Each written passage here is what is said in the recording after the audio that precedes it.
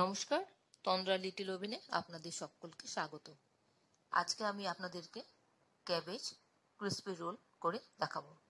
এই রান্নাটা করা একদম সহজ, যে কেউ পারবে করতে, আর খেতে কিন্তু অসাধারণ লাগে। সন্ধেবেলায় স্ন্যাক হিসাবে খুব ভালো লাগবে, চা বা কফির সাথে খেতে। এই রেসিপিটা এই শীতের সময় করে খেতে খুব বেশি ভালো লাগে, কারণ এই সময় খুব সুন্দর সুন্দর বাঁধাকপি পাওয়া যায়, আর তাই টেস্টটাও ভালো থাকে। আসুন তাহলে দেখিনি কিভাবে আমি করলাম এই রেসিপিটা।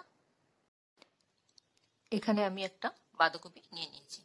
এই বাঁধাকপির পাতাগুলি দিয়ে আমি আজকে রোলটা করব।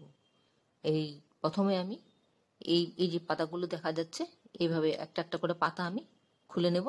খুলে নিয়ে তারপর আমি এখান দিয়ে আমি কাটবো বোটাটা কেটে নিলে তারপর একে একে আস্তে আস্তে পাতাগুলি ছেড়ে যাবে। পাতাগুলি ছেড়ে গেলে তারপর আমি সেই পাতাগুলি দিয়ে আমি কি করছি সেটা আমি আপনাদেরকে দেখাচ্ছি। দেখুন, এই যে এখানে আমি প্রথমে বোটাটাকে কেটে নেব। বোটাটাকে কেটে নিলে আলাদা হয়ে যাবে, তখন আমি একটা একটা করে পাতা এভাবে টেনে টেনে বার করে নিতে পারবো। এভাবে আমি আমার প্রয়োজন অনুসারে 4টে পাতা নিয়ে নিয়েছি। এই 4টা পাতা দিয়ে আমি আজকে আপনাদেরকে রোলটা করে দেখাবো। এবার একটা বড় কড়াতে পাত্রে আমি জল গরম হতে দিয়েছি।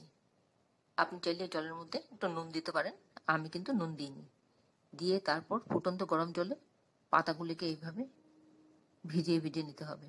খানিকক্ষণ এভাবে চুবিয়ে নিলে পাতাটা নরম হয়ে যাবে, তখন কাজটা করতে সুবিধা হবে। আর তা না হলে পাতাটা কিন্তু ফেটে যাবে, শক্ত থাকবে, তখন ফেটে যাবে। জলে চুবিয়ে এরকম ঘুরিয়ে ঘুরিয়ে সব দিক থেকে পাতাটাকে একদম নরম করে দিতে হবে। নরম হয়ে গেলে তখন তুলে নিতে হবে জল ঝরিয়ে। আমি এবার আরেকটা দিয়ে দিলাম। এইভাবে দেখুন আমি চুবিয়ে চুবিয়ে ফুটন্ত গরম জলে ভিজিয়ে নিচ্ছি। খানিকক্ষণ এইভাবে করলে পরে পাতাটা একদম নরম হয়ে দেখুন একদম ফ্ল্যাট হয়ে গেছে। এবার তখন আমি তুলে নিলাম। এইভাবে আমি সবগুলো পাতা নরম করে নিচ্ছি।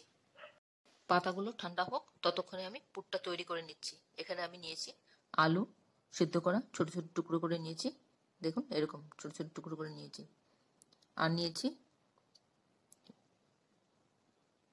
ক্যাপসিকাম, কুচি কুচি করে নিয়েছি ছোট ছোট করে। আর নিয়েছি কাঁচা লঙ্কা স্বাদ অনুযায়ী। আর নিয়েছি একটা পেঁয়াজ মিডিয়াম সাইজে, আর 3 কোয়া রসুন। ওগুলোকে আমি থেতো করে নেব। আর কড়াইশুঁটি নিয়েছি ব্লাঞ্চ করা। এই দিয়ে আমি রান্নাটা করব। আর এছাড়া যা যা লাগবে সেগুলো আমি ধীরে ধীরে আপনাদেরকে বলে যাব। কড়াতে সর্ষের তেল দিয়ে দিচ্ছি। রান্নাটা আমি সর্ষের তেলে করব। এবার সর্ষের তেলটা গরম হলে প্রথমে আমি এর মধ্যে পেঁয়াজ কুচিগুলো দিয়ে দিলাম, আর দিয়ে দিলাম রসুন থেতো করা।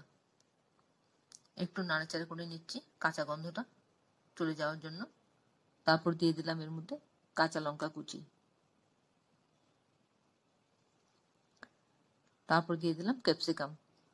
এগুলো সব একটা একটা করে দেব, আর একটু নেড়ে চেড়ে নেব। এবার কড়াইশুঁটি দিয়ে দিলাম, আর দিলাম নুন স্বাদ অনুযায়ী। দিয়ে একটু ভাজা ভাজা করে নিচ্ছি। খানিকক্ষণ এইভাবে নাড়াচাড়া করার পর আমি হলুদের গুঁড়োটা দেব। হলুদের গুঁড়ো দিলাম 1/4 টিস্পুন মতন। এবার একটু ভাজা ভাজা হয়ে গেলে পরে এর মধ্যে আমি দিয়ে দেব সেদ্ধ করা ছোট ছোট করে কেটে রাখা আলুটা। আলুগুলো দিয়ে একটু ভেঙে দেওয়ার চেষ্টা করব টুকরোগুলিকে, যাতে বাইন্ডিংসে কাজটা করতে পারে। এইভাবে খুন্তি দিয়ে চেপে চেপে দিলে একটু ভেঙে ভেঙে যাবে। তারপর আমার পুরটা রেডি হয়ে গেল। এদিকে একটা পাত্রে আমি প্রথমে বেসন নিয়ে নিয়েছি, এখানে পরিমাণ মতন আমার, আর নিয়েছি একটু ময়দা, আর স্বাদ মতন নুন দিয়ে দিলাম, আর একটু হলুদ গুঁড়ো দিয়ে দিলাম। তারপর এর মধ্যে অল্প অল্প করে জল দেব, দিয়ে একটা ঠিক ব্যাটার তৈরি করে নেব। তবে খুব থিকও হবে না, খুব পাতলাও হবে না, সেরকম একটা ব্যাটার আমি তৈরি করে নেব।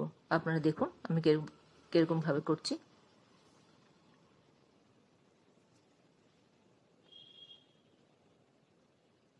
একটু একটু করে জল দেবো। জলটা কিন্তু একসাথে বেশি করে দিয়ে দেবেন না, তাহলে বেশি পাতলা হয়ে যেতে পারে। দেখুন এরকম একটা সেমি লিকুইড একটা ব্যাটার তৈরি করে নিলাম। এবার রোলগুলি করে নিচ্ছি। পাতার মাঝখানে শক্ত ডাঁটিটা আমি বাদ দিয়ে দিয়েছি, দিয়ে দুভাগ করে নিয়েছি। এবার এক একটা ভাগকে মধ্যে পুরটা দিয়ে এভাবে রোল করে নিচ্ছি। দেখুন দুই সাইড দিয়ে মুখটা সিল করে দেব, দিয়ে আবার রোল করে নেব। এইভাবে রোল করে আমি রেডি করে নিচ্ছি। আমি এটা করলাম, আগাচ্ছি। আমি আরেকটা করে দেখাচ্ছি। পুর নেব অল্প অল্প করে,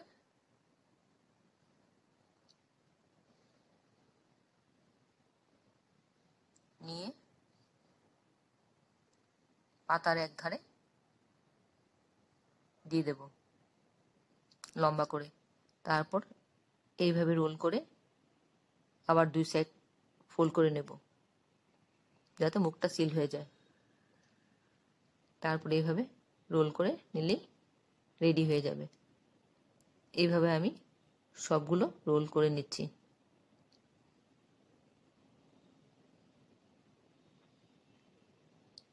আমি আরেকটা করে দেখাচ্ছি আপনাদেরকে, আপনাদের সুবিধার জন্য। দু ধার দিয়ে আবার বন্ধ করে দেব, দিয়ে আবার গড়িয়ে নিলেই রোল একটা রেডি হয়ে যাবে। আমার সবগুলো রোল মোটামুটি হয়ে গেল। এটাই আমার লাস্ট।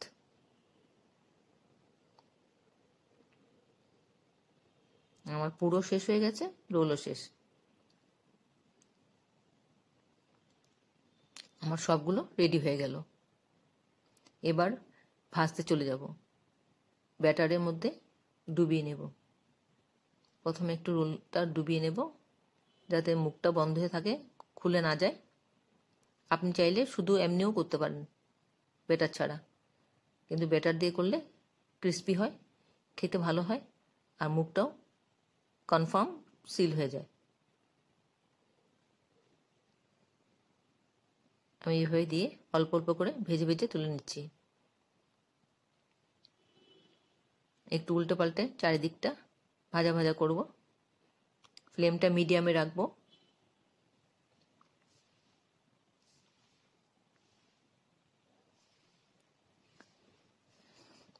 এভাবে ধিমি আছে ঘুরিয়ে ঘুরিয়ে লাল লাল করে গোল্ডেন ব্রাউন কালার করে তুলে নিতে হবে।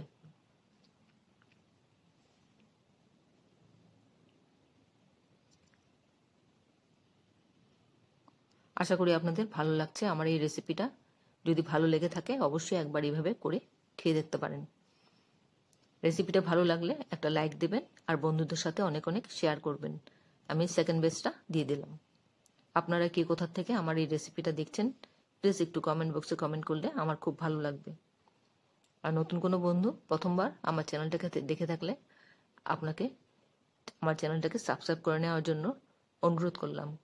প্লিজ আপনি আমার চ্যানেলটাকে সাবস্ক্রাইব করে নেবেন, পাশে থাকা বেল আইকনটা অ্যাক্টিভেট করে নেবেন, যাতে পরবর্তী আমার সমস্ত রেসিপির নোটিফিকেশন সবার আগে আপনার কাছে এসে পৌঁছয়। আমি গ্রিন চাটনি, ধনেপাতার চাটনি দিয়ে আমি পরিবেশন করলাম। এতক্ষণ ধৈর্য ধরে আমার এই রেসিপিটা দেখার জন্য আপনাদেরকে অসংখ্য অসংখ্য ধন্যবাদ। আমি একটু কেটে দেখাচ্ছি। খুব গরম, ধরা যাচ্ছে না, তাই আমি একটু যা করে আপনাদেরকে দেখাচ্ছি। দেখুন খুব গরম।